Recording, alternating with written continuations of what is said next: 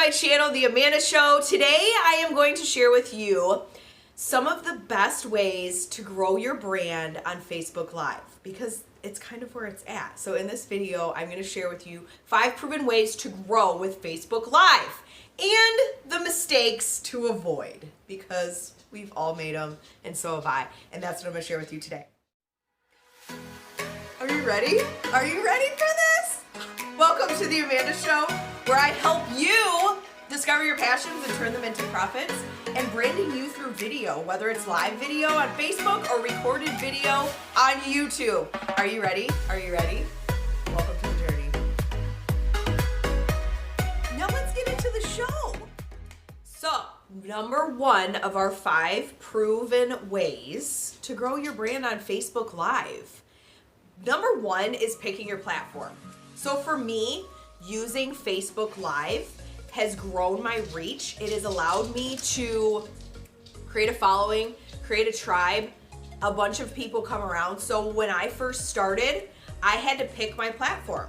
And I want you to do the same thing. So if Facebook is for you, keep on listening. Facebook Live is, it gains more reach. You can get more reach. You show up in more people's news feeds. So I encourage you to go and try Facebook Live. And if you've already used Facebook Live before, these tips may help you in continuing to grow your brand. And for number 2 is prep, okay? So when you're prepping, before you even push that button, I highly recommend using your phone or putting your phone on a tripod, getting yourself a really good tripod, not really good. I mean, you can pick them up on Amazon for mine was like $15. They range anywhere from $6 upwards of hundreds of dollars, but you just need a basic one to get started. I like the one that I have because it has legs that go up and down. You can make it tall, you can make it short, it sits on my desk, or it can stand up as it is right now, it's long. So getting a tripod and then having your phone horizontal versus vertical. So having your phone horizontal, kind of like I am right now. When you watch a video or a video on YouTube, it's horizontal, okay? So having your phone horizontal, most phones should do that now. You can do it vertical, but I highly recommend doing it, it's like widescreen basically. And then you can also, if you don't talk real loud like I do, I like to get loud and yell, you can get a mic that you can hook up to your phone and you can put it on your shirt so that the voice is a little bit clearer and maybe you can, people can hear you better, but I like to yell, I'm already loud by nature. And then lighting, it's all about the lighting. So my lighting consists of a window next to me and I have a really big light behind me like this. This is what I'm using right now. So you don't need anything fancy. I also have this over here. This is a Diva desktop light. So I have that one as well. And then just being by a window. So you get the natural light and you also get all of the different light bulbs. You can aim them at all different directions. And then your backdrop. Figuring out where you want to stand. If you want to stand in front of a window, make sure there's not a lot of clutter going on behind you because it's just a distraction. And we don't want to distract people. We want people focusing on your face, your pretty face. And then step 3, you want to push the button to go live. So it can be a little bit scary. You're like, oh my goodness, I don't know what I'm doing. But you want to, this is the thing to do, and I'm gonna share a mistake that a lot of people I see doing, and I did it in the past too, but grab people's attention in the first 10 seconds of your video. That is crucial. So when I first started this, I shared with you what I was talking about to grab your attention. Because what a lot of people do on a Facebook Live is they'll push the button to go live, and they'll go, is anybody on? Am I live? Is this working? Like, can you guys hear me? There's nobody there yet, okay? So just talk, like you must have some bullet points or something to talk about, doing 3 steps on how to be better at time management. I mean, it could be anything, but allowing Your audience, and especially your replay viewers. That is who you want to grab as your replay viewers. You are going to get way more views on a Facebook Live replay than you are live. So you want to be grabbing their attention in the first 10 seconds of that video. So please, I know we've all done it. Don't make that mistake and continue to make that mistake of pushing the button and going live and going, is anybody there? Is it working? I don't know. I'm gonna wait until somebody jumps on. I'm just gonna sit here for a second and wait until some people get on. And then the replay viewers are like, what is she waiting for? Let's do this. So make sure first 10 seconds you grab people's attention. Then what you will want to do is share what it is you're talking about, listing off your 3 tips or whatever you're talking about, and then doing a very brief introduction of yourself. What value you can bring. Why do these people want to watch you? Why do they want to keep coming back to watch you? And this brings us into step number 4. Encourage engagement. Tell your audience what to do. Some people don't know what to do. Maybe this is their first time watching a live video, which is kind of hard to believe because Facebook Live has been around for a very long time, but we never know. Encourage them. Tell them what to do.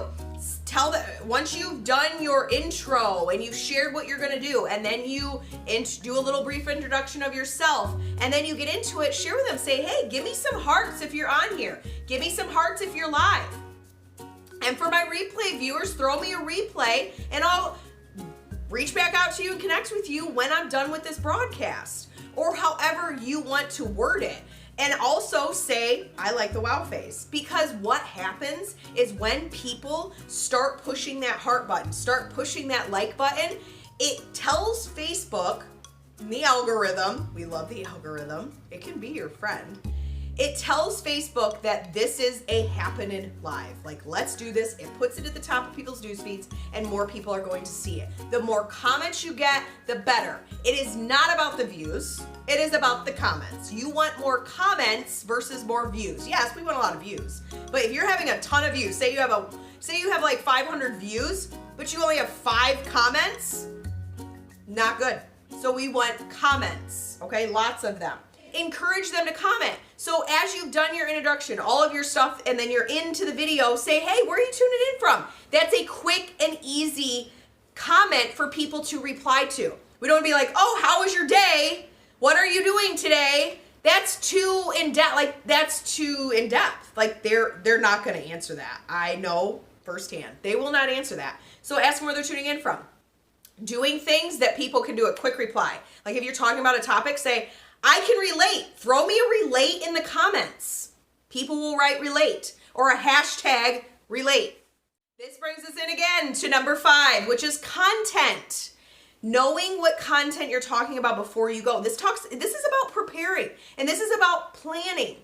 You don't just want to go, okay, I'm just going to go live and push the button and go, hey, I don't know what we're talking about today, but we're just going to do this. I mean, if you have a huge following, you could probably get on and just do a Q&A and chat. But most of you are probably at the beginning stages, and you must have some bullet points of what you're going to talk about, or you're going to look like a total douchebag. We don't want to look like a douchebag on live Facebook Live, right? Okay. When will you go live? Picking a time. Maybe for you, it's every day you want to go live. More power to you. Picking a time, whatever works for you, and setting that time and always saying it at the end. Say, hey, I'll see you back here Monday at 9 a.m.